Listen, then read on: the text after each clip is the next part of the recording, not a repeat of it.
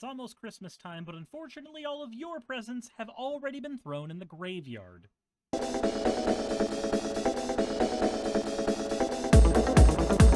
How's it going, everyone? Hopefully y'all are having a wonderful Christmas day right now, and I know that kind of dates this video to specifically December 25th, but so does the Christmas tree in my background. That's been here since the beginning of December for all the videos I was able to make. Anyway, I figure since it is Christmas, I'm gonna go ahead and give y'all a classic commander that everybody seems to love. And this particular commander, obviously we're gonna be building a $15 version of that commander, but there's gonna be lots of room to play with how you get this particular Christmas gift. And there is no better gift in Magic the Gathering than something that you can recycle over and over and over again. So let's go ahead and talk about Muldrotha the Gravetide. It's just a big swampy Christmas tree. Muldrotha the Gravetide got reprinted in Foundations, so it is now $1.39, which is close enough to the deck building restrictions for the $15 deck, so we're gonna roll with it. I figure as long as this set is in print, it will continue to get cheaper and cheaper. Anyways, Muldrotha the Gravetide is a Sultai and 3 elemental avatar commander who has the ability to allow you to cast spells from your graveyard as long as they are permanents, and also play lands from your graveyard basically ad infinitum. You get to play one of every permanent type every time it is your turn, and you get to play a land as well, which is fantastic. Muldrotha the Gravetide is one of those commanders that you can build a billion different decks out of, and they will all work perfectly well. Honestly, Muldrotha is just a very, very strong commander. Muldrotha does, however, have a bit of a problem, and that is that because you can do anything you want with Muldrotha, a lot of times people just kind of build a basic Reanimator deck with no real way to get into the end zone. So what we are going to be building today is a control deck that is going to lock our opponents out of key plays and then win via a combination of combat and burn damage. That is going to be how we plan on winning the game. So let's go ahead and quickly talk about our burn package we are running. We got 4 cards in here that focus very heavily on the burn, and if we take a look at each of them, first one here is Gixian Puppeteer. The Gixian Puppeteer says whenever we draw our second card during a turn, each opponent will lose 2 life, and we will gain 2 life. And also if the Puppeteer happens to die, we get a free reanimate out of that, something that costs mana value 3 or less. And, you know, Zimonandina would do that as well. She has a similar ability where if we draw our second card each turn, target opponent loses 2 life and we gain 2 life. We can also sacrifice our creatures to draw cards and play additional lands when we do. And we can even get that process to happen multiple times if we've already got 8 lands on the battlefield. Zimonandina is a commander I need to make a separate deck for entirely because they are a fantastic coupling in terms of what they bring to the table for a commander game. But moving on, Psychosis Crawler will also burn our opponents when we draw cards, and also has power and toughness equal to the number of cards in our hands, meaning this can both turn sideways to hurt our opponents and also control, or not really control, but definitely burn our opponents down, putting them on a clock. Then we have Starving Revenant. If we have 8 or more permanents in our graveyard, then whenever we draw a card, we will burn an opponent for 1, burn one opponent for 1 and then gain 1 life. Also, whenever it pops out, it allows us to Surveil 2, which can help us throw important pieces into the graveyard for Muldrotha, or just draw those cards by losing 6 life. Honestly, that's not even a bad option with this card. We also have ways to turn our graveyard into a damage engine in and of itself with this Bone Horde. It creates a germ that gets XX, where X is the number of cards in all graveyards combined, and we can also attach it to any creature to make that creature huge as well. And since Bone Horde is a permanent, as long as our graveyard doesn't get exiled, we can keep on casting the Bone Horde every time our opponents get rid of it. And unlike other equipments, it comes with its own free creature.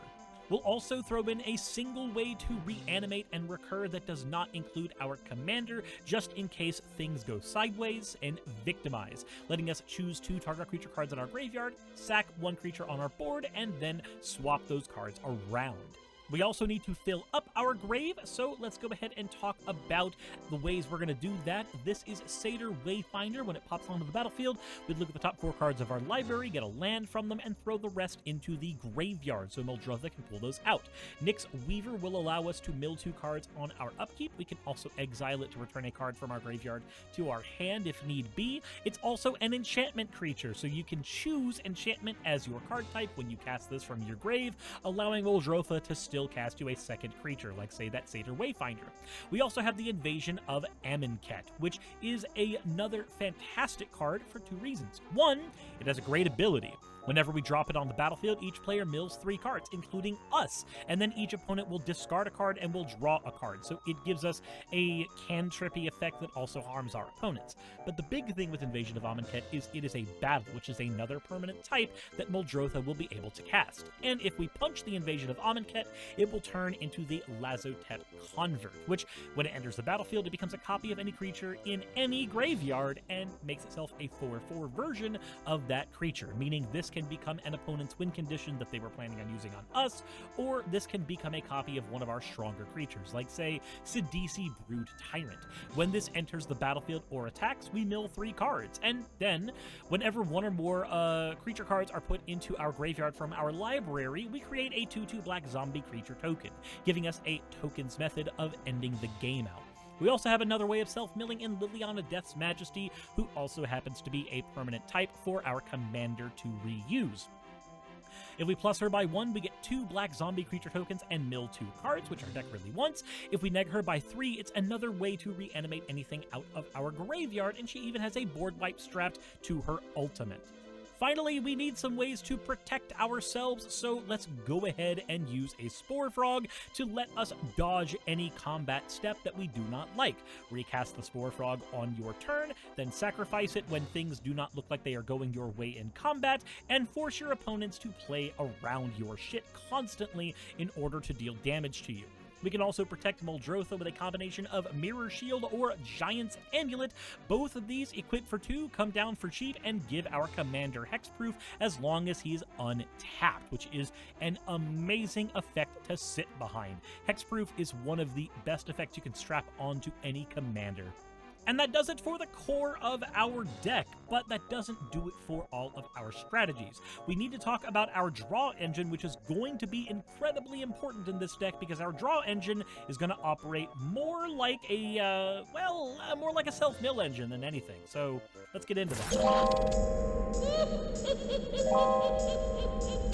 Technically speaking, we will be running a 16-card draw engine in this deck, which feels really just obnoxiously huge, but don't worry, it will make sense here in a bit.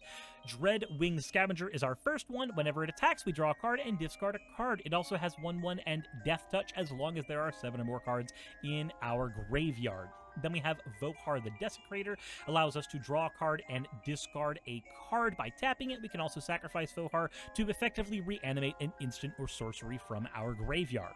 Looter Ilkor also draws us and discard cards when it punches. Merfolk Looter draws us and discard cards when it taps. Bonded Fetch does the same thing, as does Thought Courier and Matzalanti the Great Door. But Matzalanti has the ability to flip onto the backside and give us mana equal to the amount of permanents in our graveyard, meaning this is going to be a massive tempo swing if we ever flip this.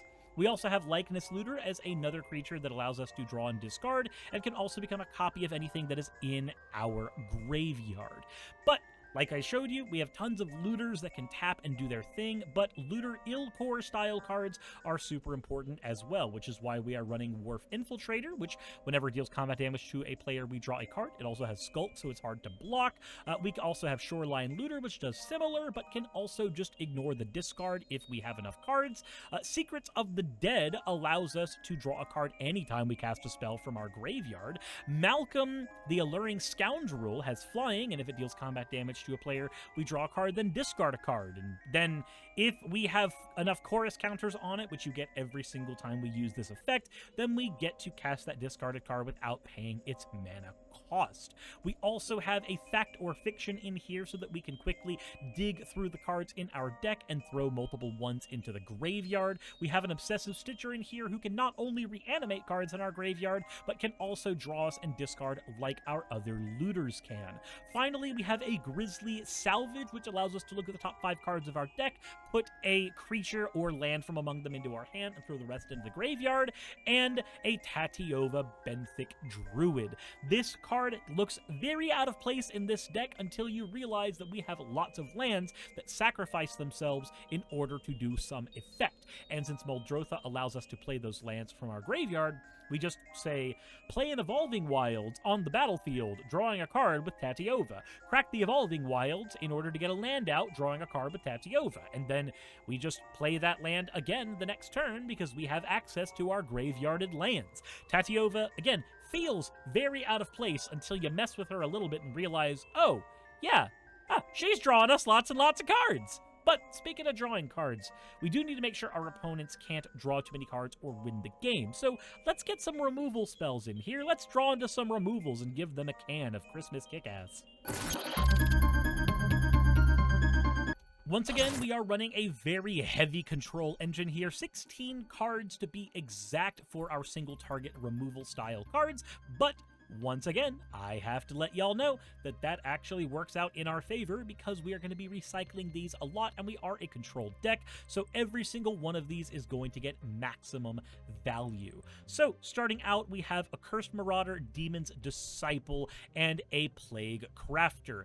All of these, when they drop on the battlefield, make every opponent sacrifice a creature and then have some extra ability. Plague Crafter forces them to discard a card if they have no creatures. A Cursed Marauder dodges tokens, and Demon's Disciple can kill planeswalkers. But because we are playing a Muldrotha deck, we will cast these, put them on the battlefield, burn our opponent's shit, and then we will cast them again from our graveyard, burning our opponent's shit even further, getting rid of multiple important cards they would have. We also have a fourth version of this Everybody Sacks ability in Tithing Blade, but this one is attached to an artifact, so this is easier to cast with Muldrotha. And after we've used the Tithing Blade, we can even flip it by crafting it into a card that will slowly burn our opponents, putting them on a clock. Not a very fast clock, but when you combine this with our Psychosis Crawler, Zimone and Dina, and all of our other cards, all of those burn abilities do stack on top of each other nicely. We also want some other ways of getting rid of our opponent's creatures that are not instants or sorceries, because we are playing Muldrotha, so let's talk about Executioner's Capsule. We sacrifice this to destroy any non-black creature, and we can just keep playing this from our grave as our artifact per turn. Seal of Doom does similar for a similar mana cost altogether, but it's an enchantment this time around instead. We can also cast a Shriek Maw from the graveyard repeatedly using its evoke cost to blow up non-black creatures as well. We can also use Caustic Caterpillar, Canker Bloom, and Insidious Fungus to blow up artifacts or enchantments, while being creatures we can recast from the graveyard. The Insidious Fungus also has the ability of allowing us to play extra lands from our hand, which means we can use this to ramp very quickly with Muldrotha. We also have a Seal of Primordium here, which can blow up artifacts or enchantments, but is itself an enchantment, so it gives us another extra card we can cast with Muldrotha. Then we have Sinister Concoction. This card allows us to pay 1 life, put the top card of our library in our graveyard, discard a card, and then sacrifice the concoction to destroy any creature whatsoever. Since we're playing a Muldrotha deck, that's basically a second set of cards for us in our grave. That's functionally our second hand, so discarding cards isn't even much of a real cost, and 2 mana to get rid of any creature on a repeatable effect is fantastic. We are also going to be running the Siren Storm Tamer. With flying and the ability to sacrifice itself to counter any spell or ability that targets us or a creature we control, this can be used to dodge several powerful effects and even protect our commander. And because it's a counterspell attached to a creature, then we can repeat this as many times as we need to.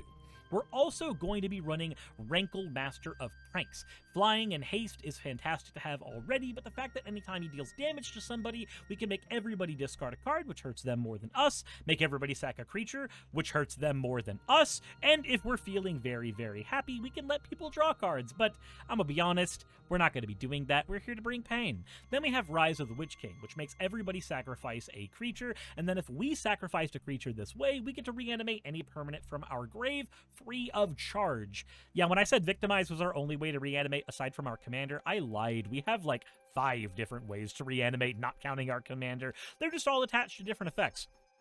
Then we have Obnixilis Reignited.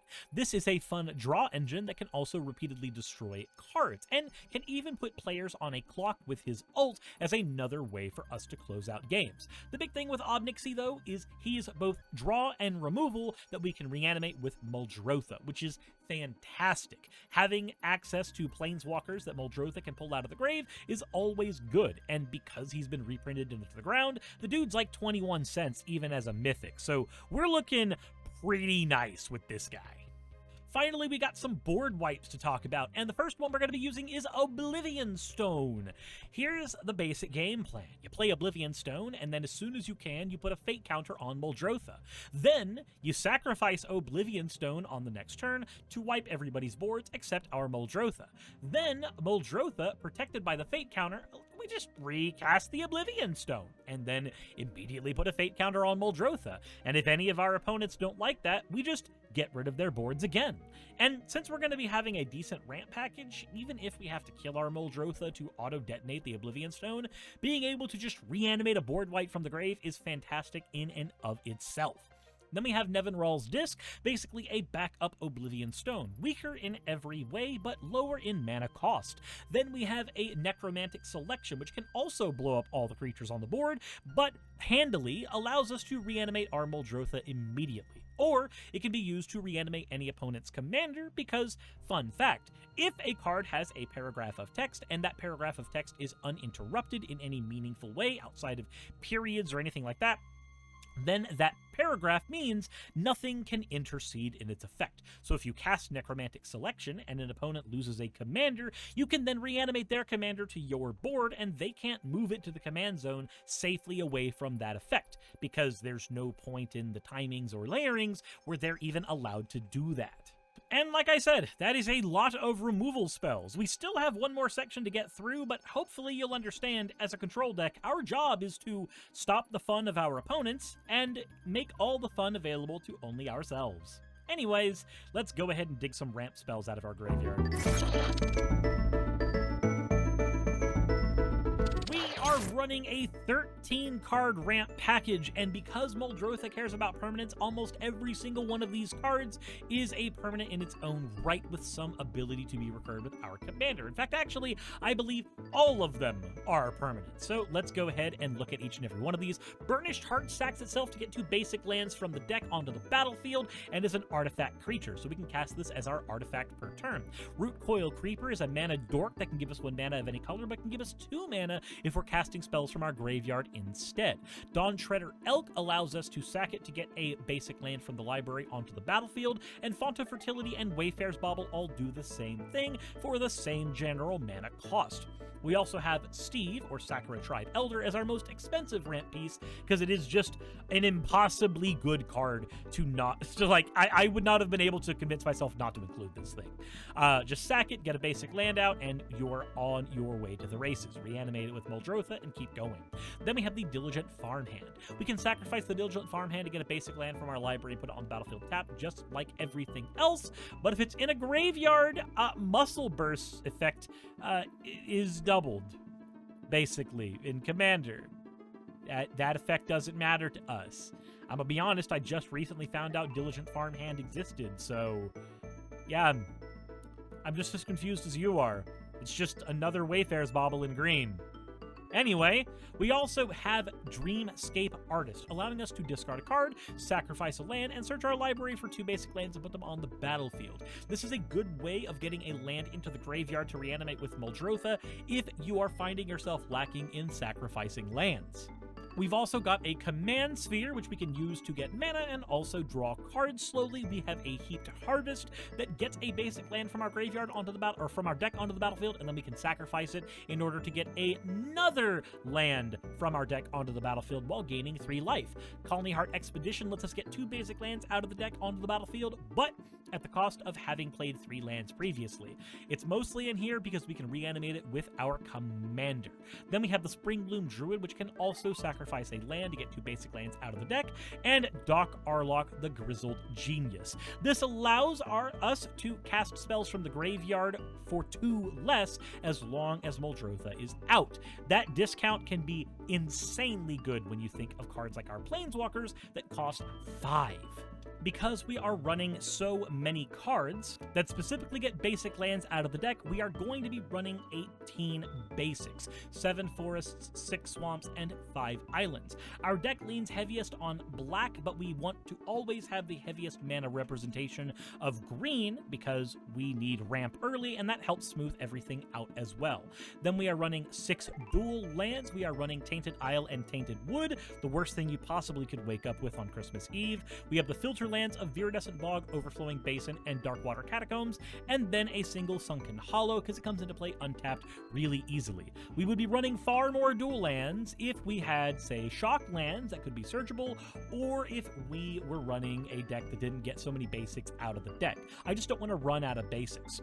And we're going to run out of basics really easy because we are also running an entire suite of fetching lands here. Escape Tunnel and Terramorphic Expanse and Evolving Wilds are all basically the same card. They grab a land out of the deck, drop it onto the battlefield tapped. Blighted Woodlands grabs 2 basic lands out of the deck onto the battlefield tapped, as does Myriad Landscape, and Foreboding Landscape is probably the best out of all the lands here because it can grab a basic land out, or it can cycle itself. It can do everything. And with Muldrotha, this card is that much more important. We're also running the Omni lands of Command Tower and Exotic Orchard for better mana fixing, and we are running a bunch of utility lands. We have Hidden Nursery, Hidden Cataract, and Hidden Necropolis, as they allow us free spell casts off the top of the deck while sacrificing them and then replaying them from our graveyard. We'll also run a Port of Carfell as yet another way to reanimate cards, and we're going to have a Pit of Offerings that we can use to get rid of cards in our opponent's graveyards. And if you're keeping up with all the different ways we have to sacrifice our own lands, sometimes we're just going to play Pit of Offerings, sacrifice it,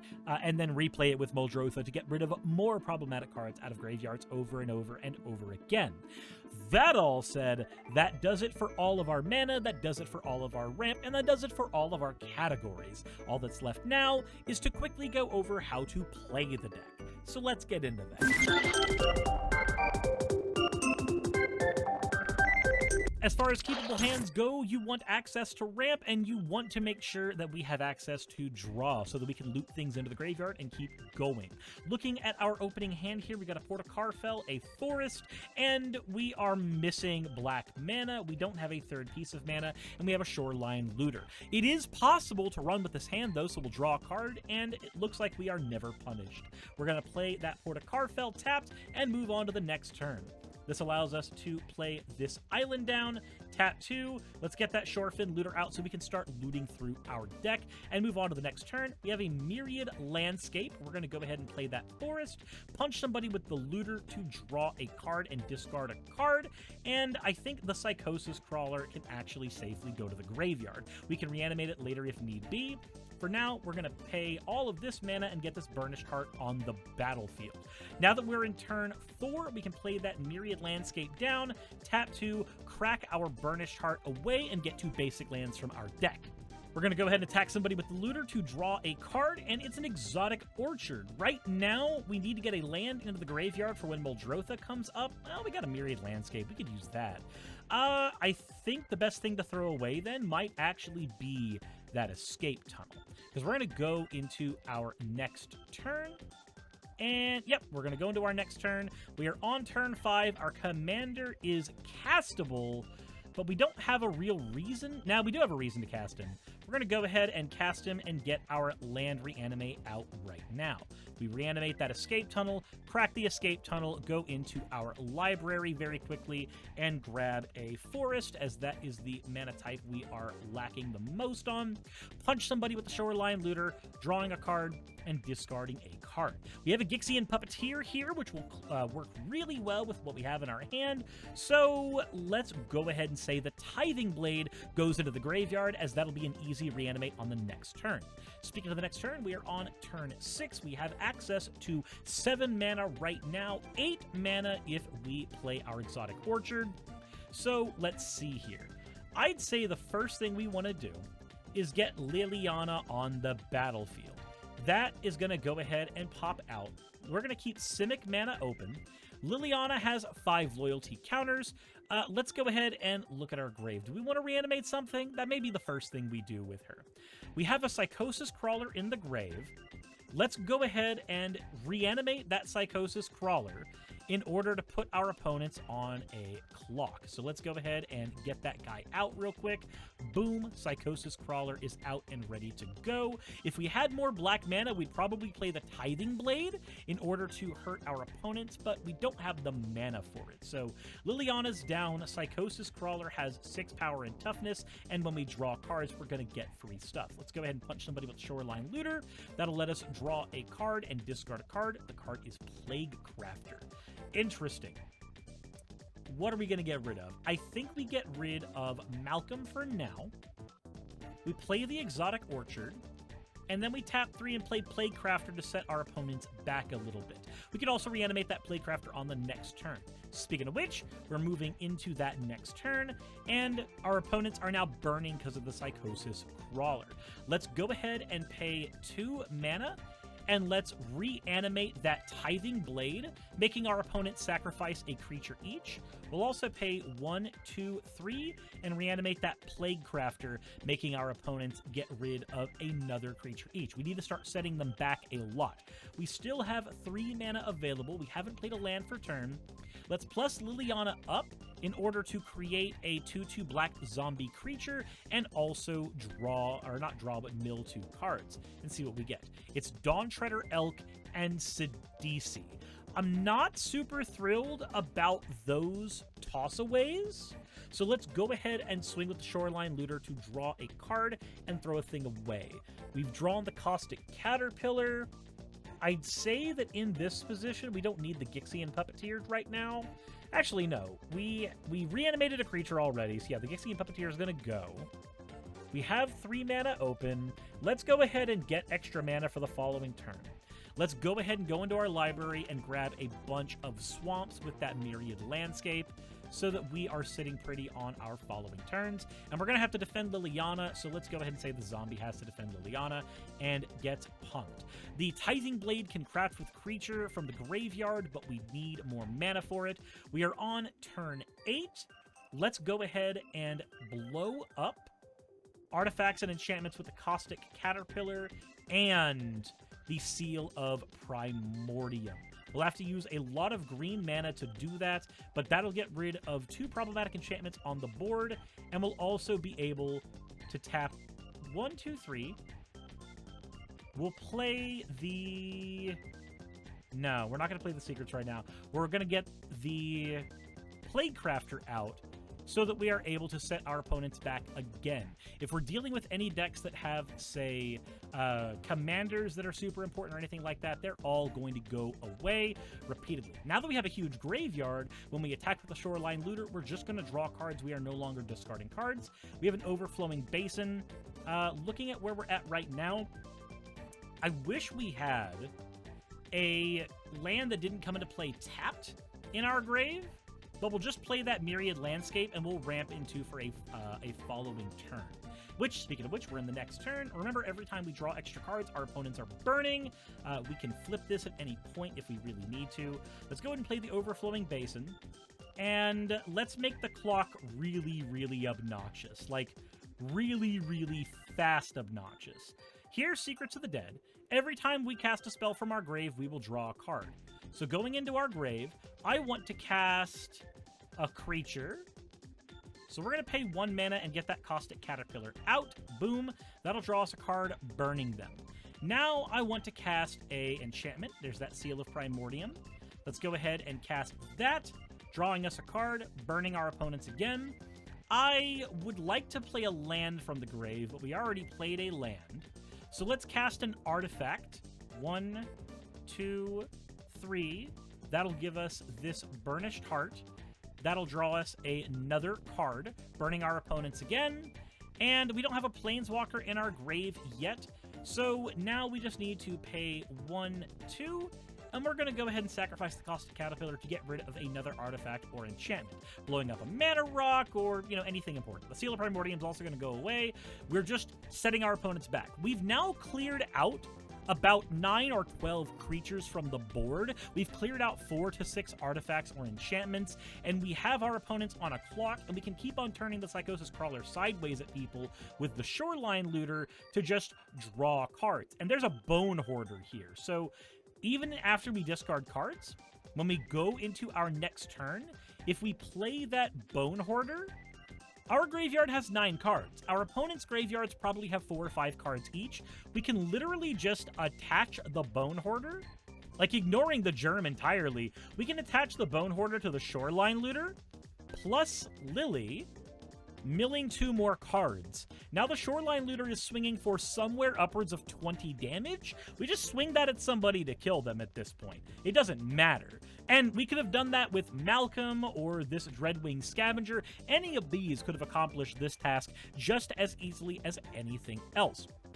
The most important thing here is that you need a looter online to start digging through, and we were able to do that. Since we are able to reanimate, we can also keep on pitching that Psychosis Crawler clock by making each opponent burn for more and more and more. So we're dealing 3 to 9 damage every turn, minimum, and we are also burning our opponents down by punching for massive amounts of damage, and we are harming their board states constantly. All in all, I'd say we are in complete control in a game like this. But what would we do if we had a little more money to throw at a deck like this to upgrade it?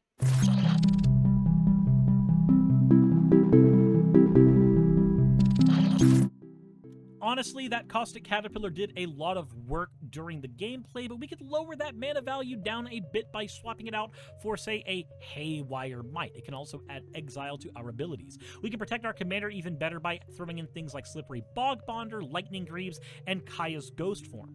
We can also have a more efficient way to blow up the entire board if we reanimate things like Pernicious Deed on top of our Nevinral's Disc. I would just straight up swap this for Nevinral's Disc. We can also fill up our graveyard way faster with cards like Ripples of Undeath, Narrative, and Kiora. Kiora also has the ability to give us an 8/8 blue Kraken as a way to close out games as well.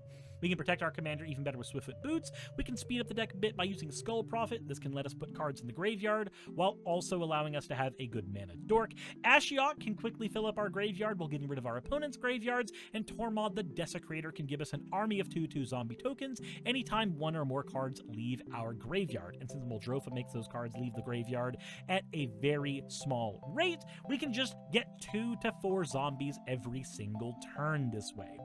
All in all, I'd say this is a fun as hell deck. If you have not played a Graveyard Reanimator strategy, they are some of my favorites. They are the reasons why Sephiroth is one of my favorite commanders, followed by Savra. I love decks that can reanimate important game pieces. And yes, they have the weakness of an opponent's Bojuka Bog, but you should be able to work around that by refilling your grave. You're not hosed out completely when you get Bojuka Bogged. That said, let me know what you guys think in the comment section below. Hopefully you guys are having a wonderful Christmas day. And you know what? I'm honestly, if you're watching this on December 25th, I am fucking flattered that you chose today, of all days, to come hang out with me.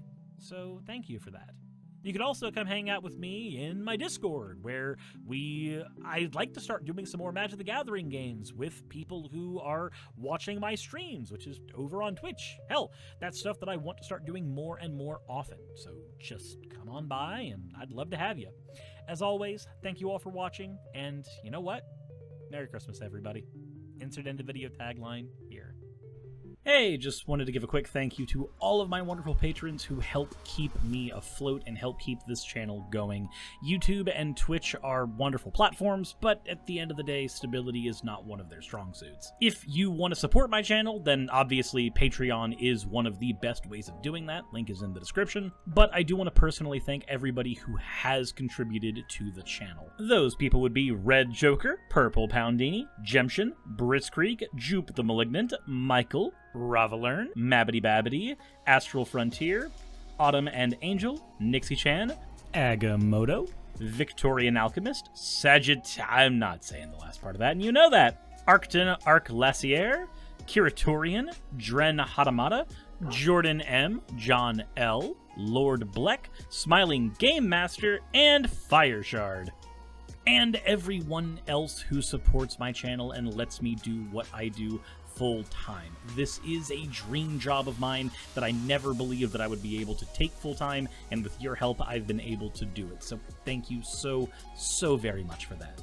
Thank you for watching the video. I hope you all enjoy, and I hope you all are having a wonderful time.